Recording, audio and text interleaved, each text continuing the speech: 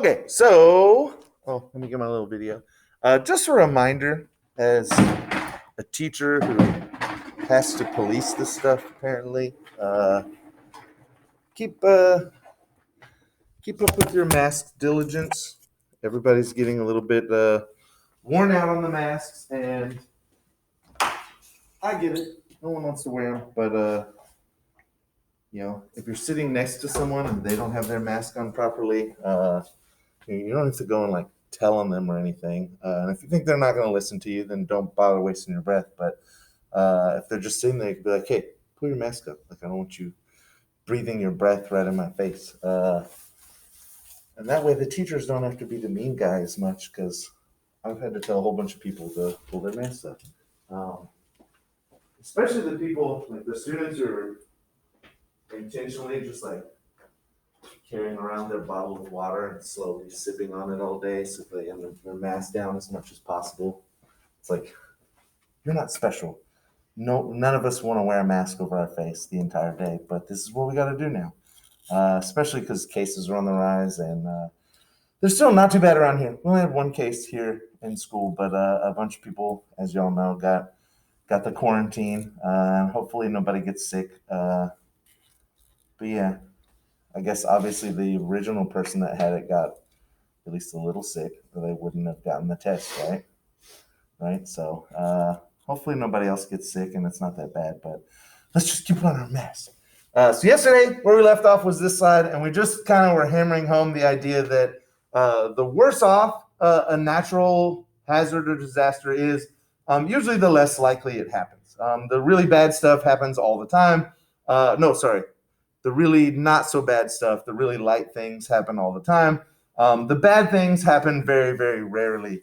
And you kind of have this sliding scale in between. So for a second, I thought you were raising your hand with a question already.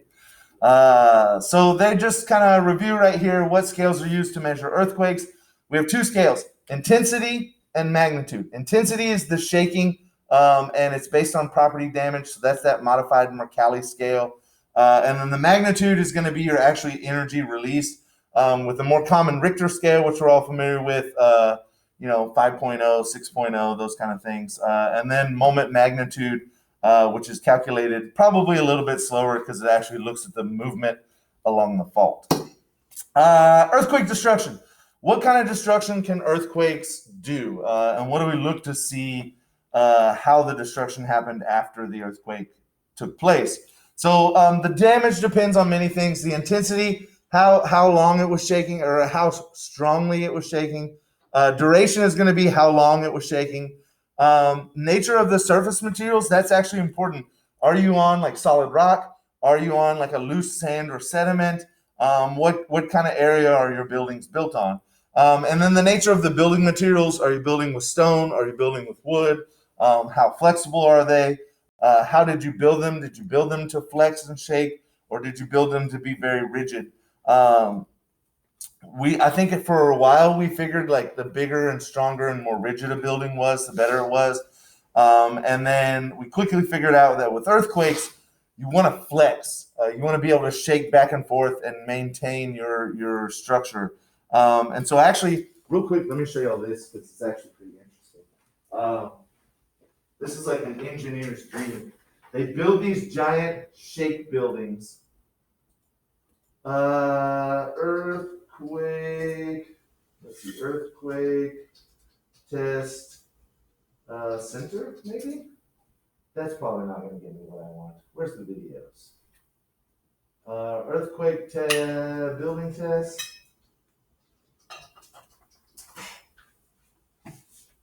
Yeah, so check this out. Basically, in this giant warehouse. Oh, wait, hold on. Sorry. Pause.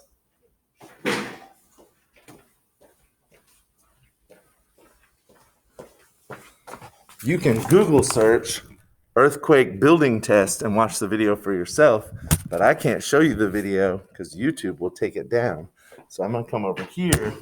You're going to have to listen to me describe it. So in this test, and actually let me turn the speakers on for you. They basically take a big warehouse and they put a shake table on it, or inside of it. It's basically like a big hydraulic platform, and they build this building on it, and then they shake it like an earthquake is actually going to happen. And so you can see the building that they built inside this big warehouse. They've even mocked up a couple rooms. You can see they have like furniture in the rooms. And then they're going to cause an earthquake to see how well their building holds up. So you can see it shaking.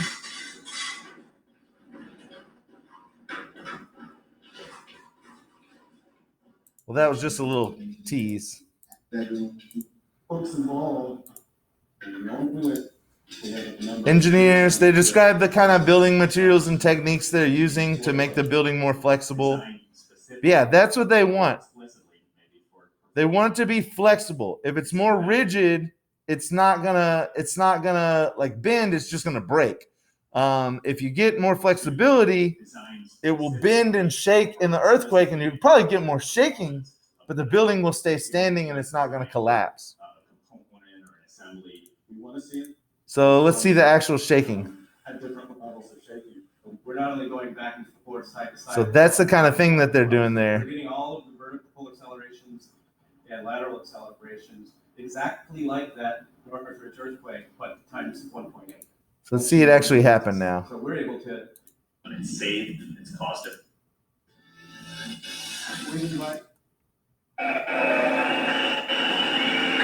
Okay. They're cheering, so it just happened. Here we go.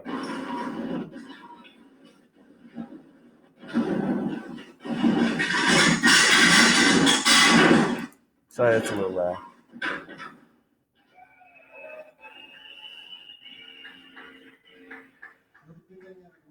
Nice. So that maybe wasn't the greatest video, but it illustrates kind of how they've done a lot of research to try to get to the point where they understand what works better in an earthquake, and what's going to be the best way to kind of build your buildings.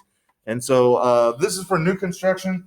And then they also have techniques that they use for retrofitting older buildings to make them more safe, even though they weren't built in the safest way to begin with. So you want it to be flexible, flexible wood, steel reinforced buildings that withstand vibration better. Blocks and bricks like this generally sustain the most damage. There's not a lot of flex to these. There's not a lot of strength in between the layers, and it's just generally not a good thing. That also goes the same for tornadoes. If a tornado ever hits the school, it's not going to be a fun time.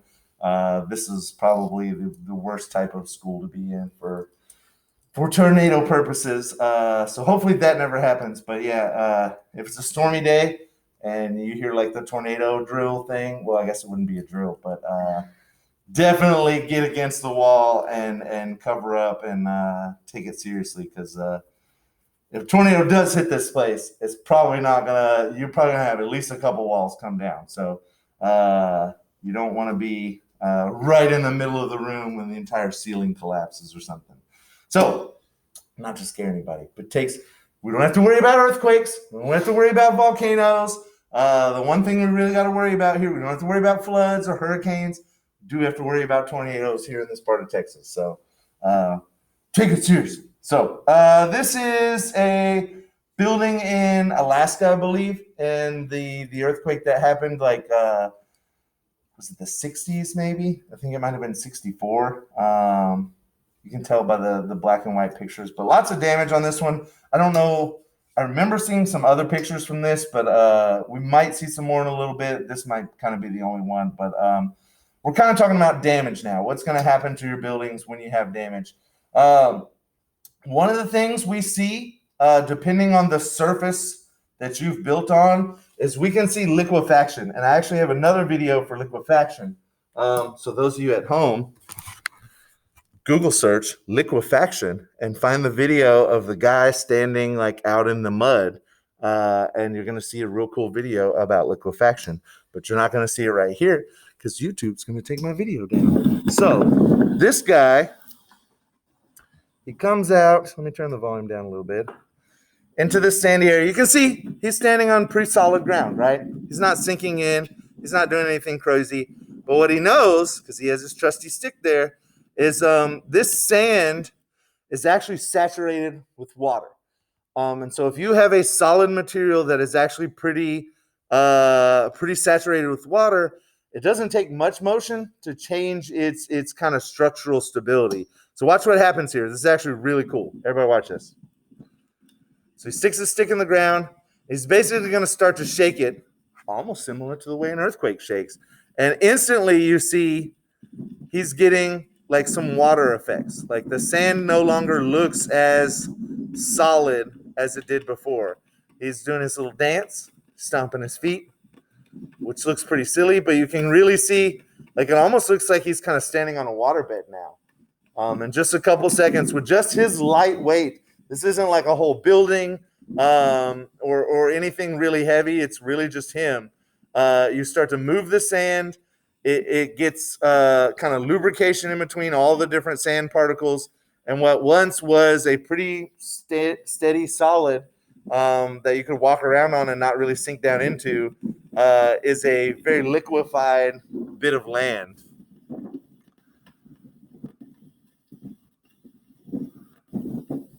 Look at that. Isn't that crazy? His shoes are starting to sink down in it.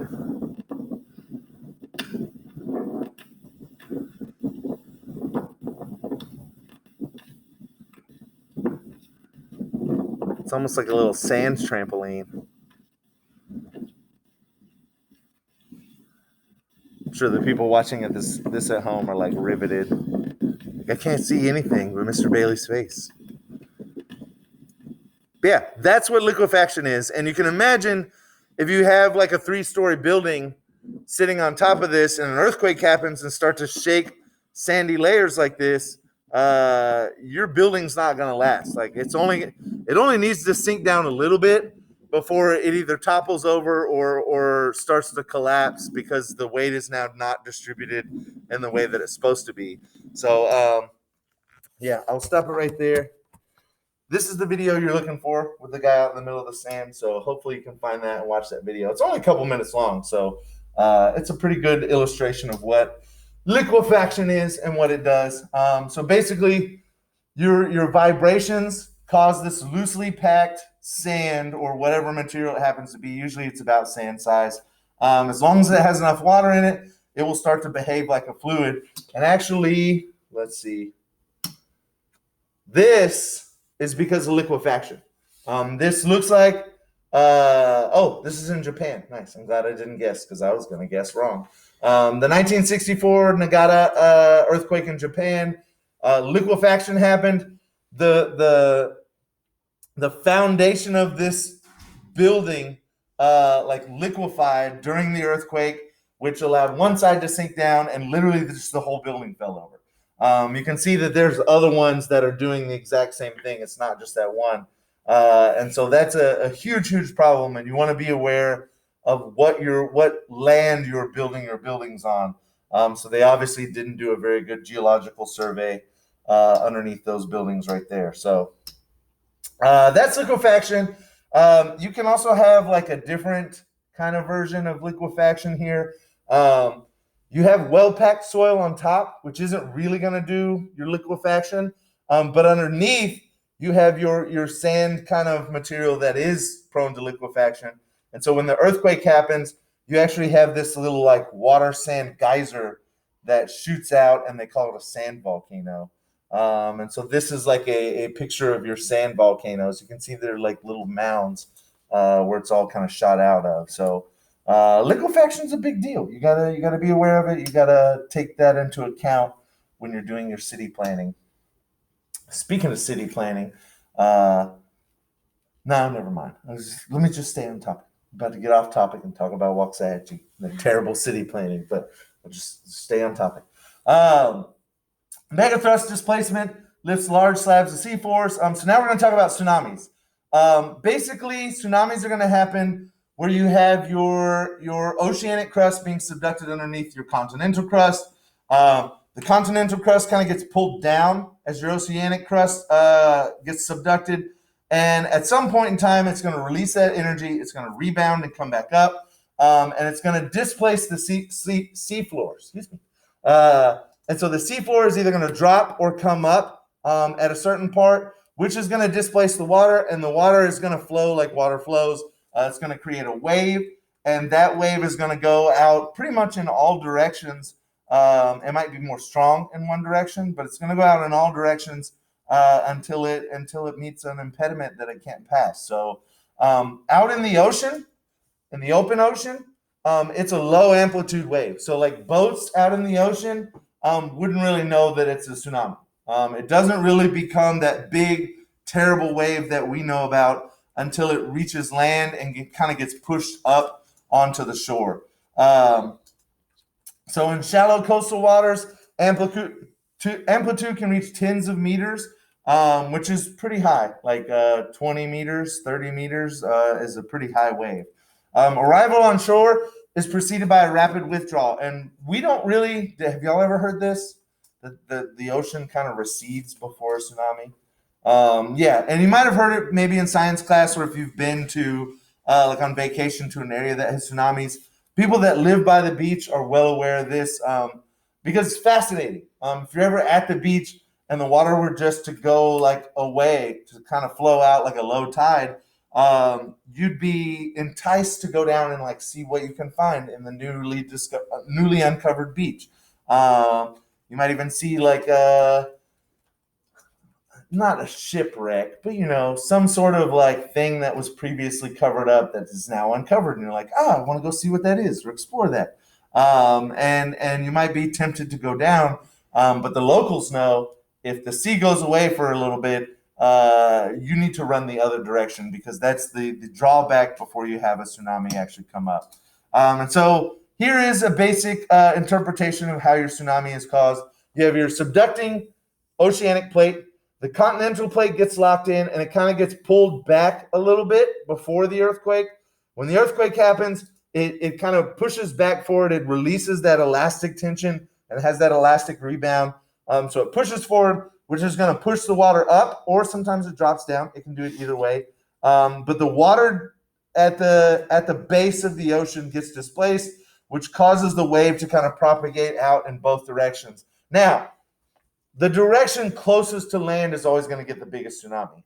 It can travel across the entire ocean, but in general, the one closest is going to get the worst waves and the biggest waves. Doesn't mean you're not going to get it on the other side. It just means these people are going to get it first and probably worse. So here, look at the speeds. I don't know why kilometers per hour. So 835 kilometers per hour. Google, since you got your computer open, what's 835 kilometers to miles? It's going to be like 500 miles. 518.844. 518 miles. So 518 miles an hour is how fast these waves move. And so you can see why places like Japan and Alaska and the northwestern coast of the United States are somewhat concerned with tsunamis, because the wave can get there very, very quickly. And it can happen from an earthquake far enough away where the people on land don't feel the earthquake. And then all of a sudden you have a wave coming at you at like 500 miles an hour. It slows down as it comes closer to shore. It slows down to like, probably 180 miles an hour, 170, something like that.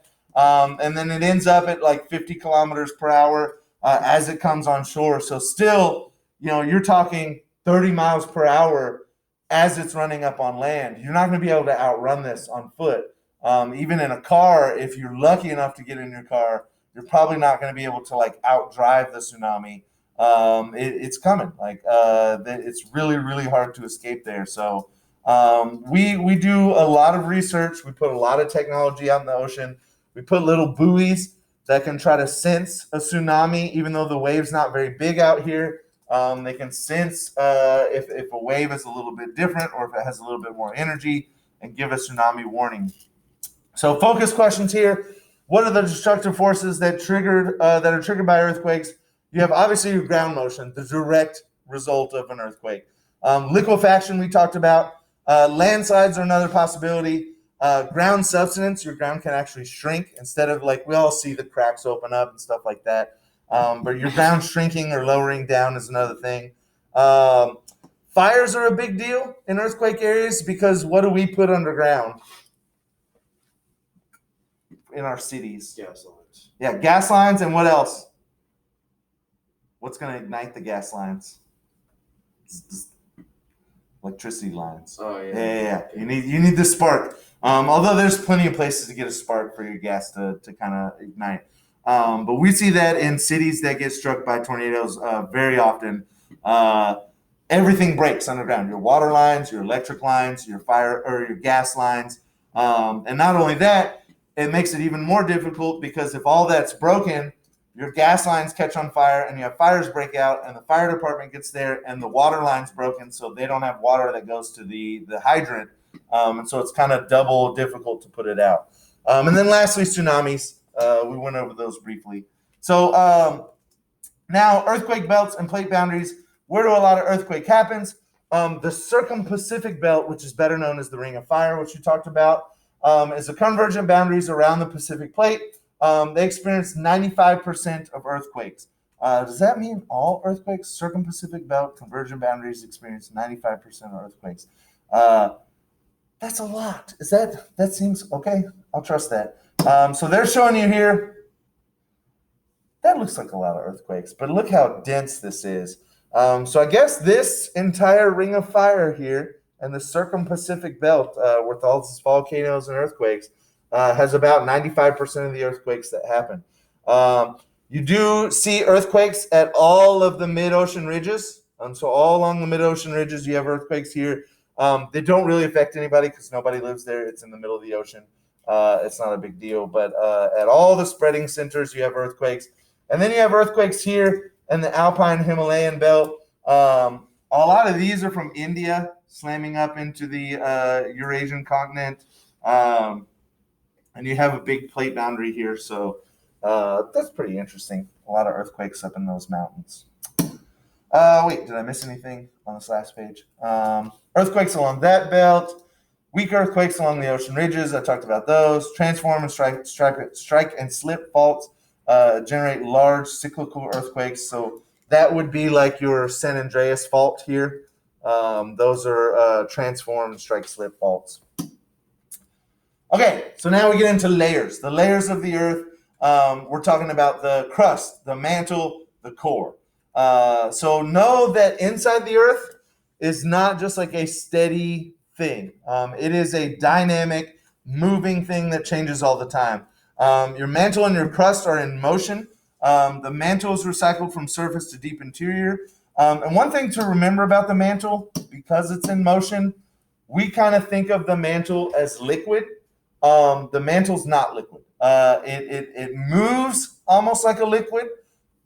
And when things get to the surface and the pressure is relieved, we get magma and lava that comes from the mantle. But it's not a liquid. And one of the reasons we know that is because P waves and S waves travel through the mantle. S waves, as we mentioned, don't travel through liquids or gases. And so we know that they do travel through the mantle. So the mantle physically, in a physical manner, like physics across the hall, or like, is it a solid, liquid, or gas? The mantle is a solid. So we are aware of that. Let's see. Let me go back. I want to make sure I'm not missing nothing. Yeah, so we talked about that. All right. So know that the temperature increases as material. What are they talking about at the very beginning? Sometimes they get off a little bit.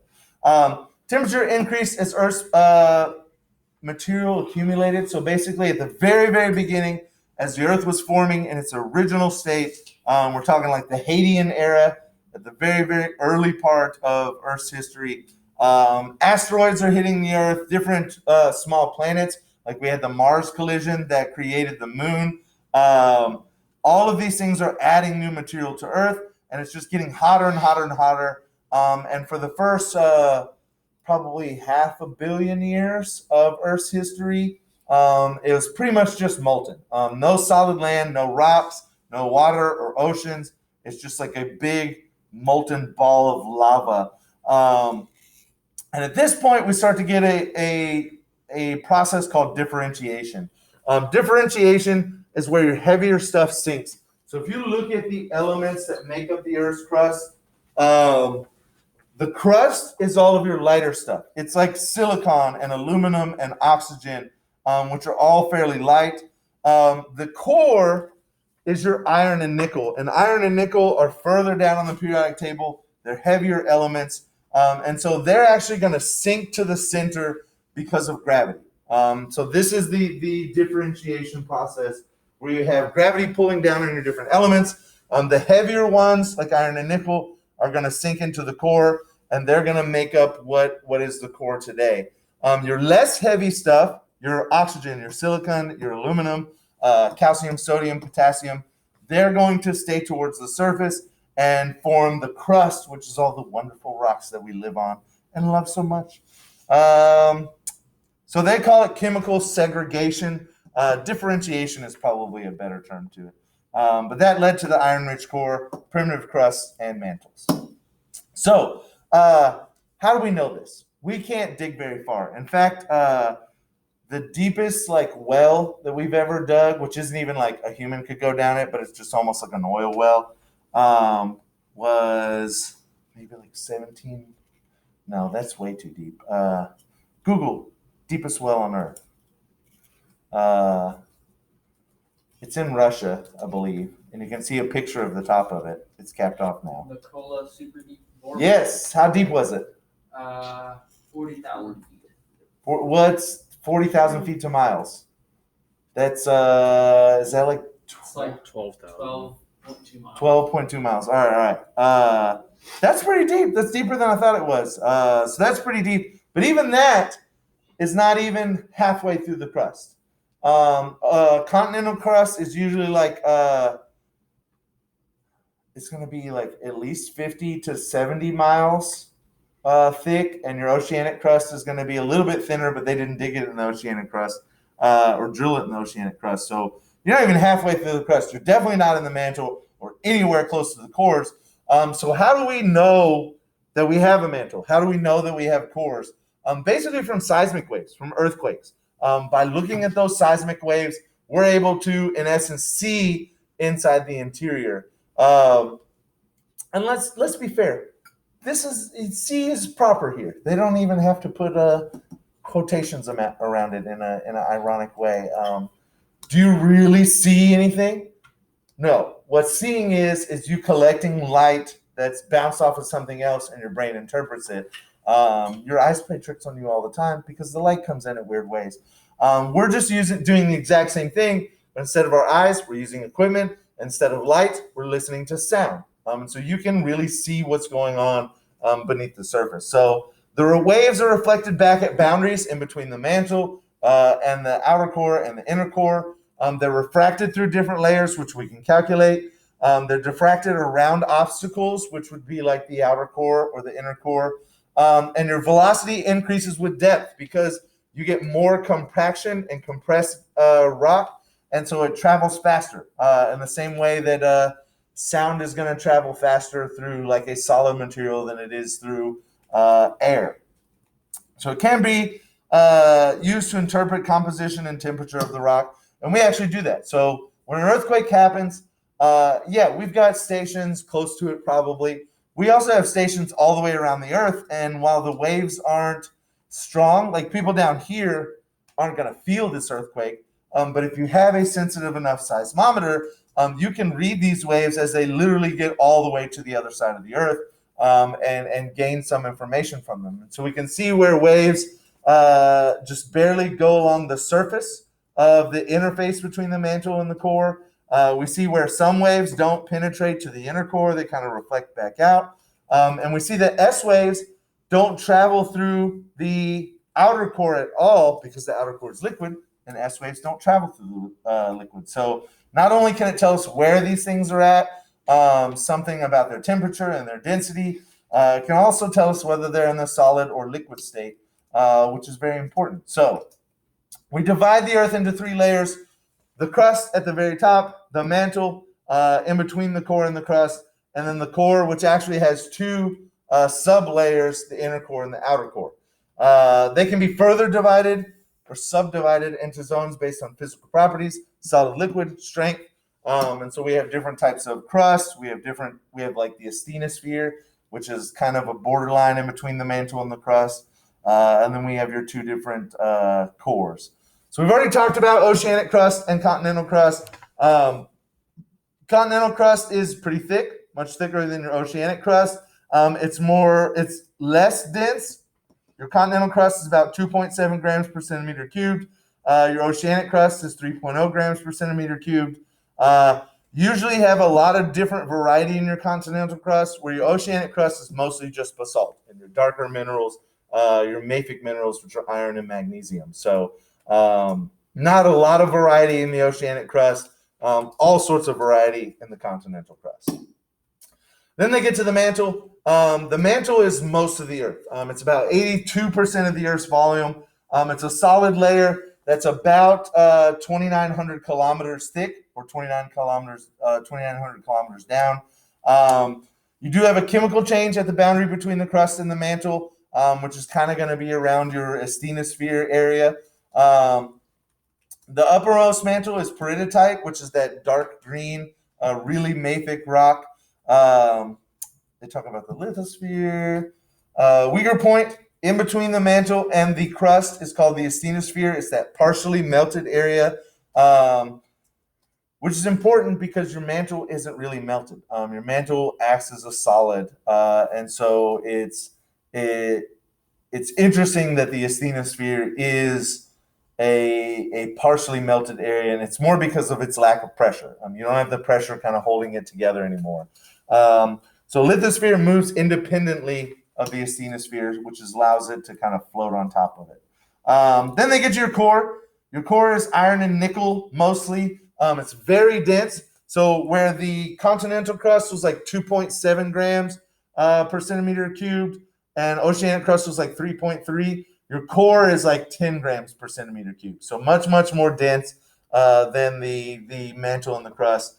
The outer core is liquid, and we know that because S waves do not pass through it. It's about 2,270 kilometers thick. It generates Earth's magnetic field. Because it's liquid, you basically have like a liquid iron nickel moving around and circling the inner core, and that's going to create your magnetic field.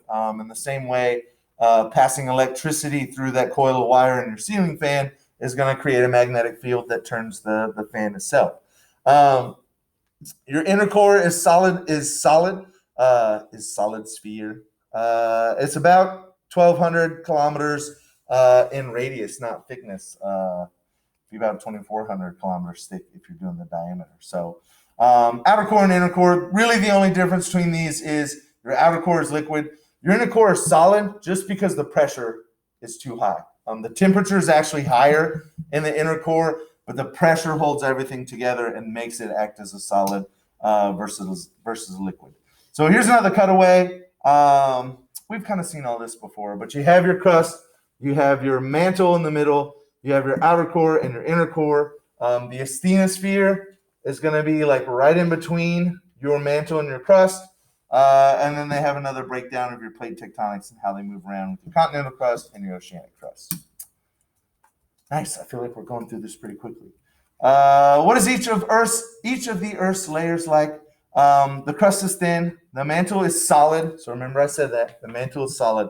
It does move around. It does have convection cells. When it gets up to the surface and mantle material comes through the crust, it is a magma or a lava, but the mantle itself is solid. It acts as a solid, and we see that from the waves. The crust and the upper mantle is your lithosphere, and the core is divided into two layers, your outer core and your inner core. Nice. Okay. How much time do we have left? I think we're to a nice stopping point today, because this is deformation, and we can talk about that tomorrow. We can save it for its own little thing.